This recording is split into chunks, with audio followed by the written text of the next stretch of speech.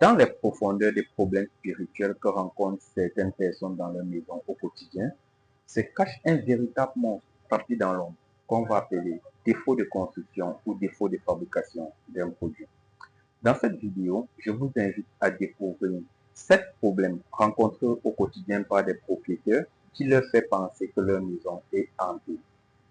Pour ceux qui me découvrent, je suis Pouini Magua Arthur, ingénieur génie civil et promoteur de l'entreprise Gothic Construction. C'est un épisode de la minute de sensibilisation dans le domaine du génie civil et je vous invite à liker et à partager cette vidéo. C'est l'histoire de plusieurs propriétaires qui ont bradé leur maison à vil prix à cause de ces 5 phénomènes paranormaux, mais qui avaient une explication scientifique. En premier point, nous avons les carreaux. Si vous avez la malchance de tomber sur des carreaux qui ne sont pas stables chimiquement, vous aurez l'impression d'entendre les bruits dans la dalle, car ceux-ci sont en train de subir le phénomène de dilatation. Vous aurez des carreaux qui se décollent de la chape, qui se fissurent ou qui se courent. Et tout ça sous vos yeux si vous êtes éveillé. Ce phénomène est observé la nuit et sur des maisons qui sont nouvellement construites ou rénovées. En deuxième point, nous avons des problèmes d'interférence et de branchement.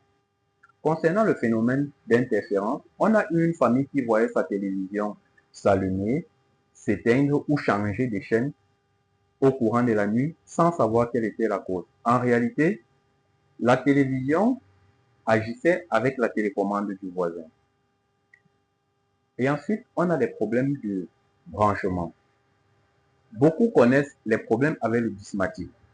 Lorsque vous avez un prismatique de mauvaise qualité et que la tension du courant vient de façon forte, elle se déclenche automatiquement et vous verrez votre climatisation s'allumer tout seul. De nos jours également, nous avons des ampoules LED qui sont des ampoules de basse consommation, très sensibles à la tension du courant.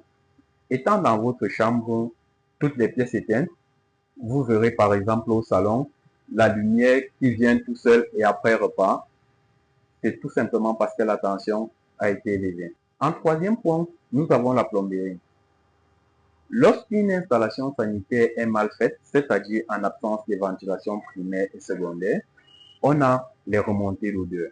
Et ensuite, si une personne tire sa chasse, celui-ci se manifeste sur les douches environnement par des petites détonations. Ce n'est rien, c'est juste une prise d'air.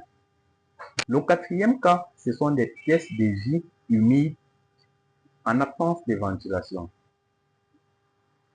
Si vous avez des pièces telles que les sous-sols semi-enterrés ou des raies de jardin qui ne sont pas suffisamment alimentés en oxygène, certains seront juste fatigués, d'autres, ils vont suffoquer, et pour les cas les plus graves, ils auront des hallucinations au point de voir des personnes dans la pièce.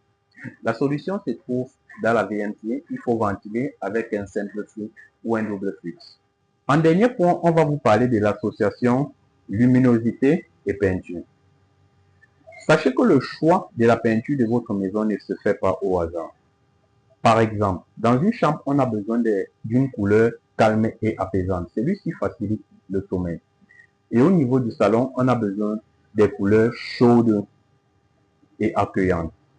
Si vous décidez dans votre chambre de mettre une couleur chaude, celui-ci vous crée des insomnies directes. Et pour ce qui est de la luminosité, lorsque la luminosité est mal réglée, celui-ci crée des fatigues oculaires et vous envoie direct à l'hôpital. En bonus, nous allons vous parler de l'influence de la grandeur d'une maison. Lorsque votre maison est très grande, c'est où vous allez comprendre que le battement des ailes des cafards ou le pas de la souris, ça peut se ressentir aux oreilles. C'était la minute de sensibilisation et à la semaine prochaine pour une autre vidéo.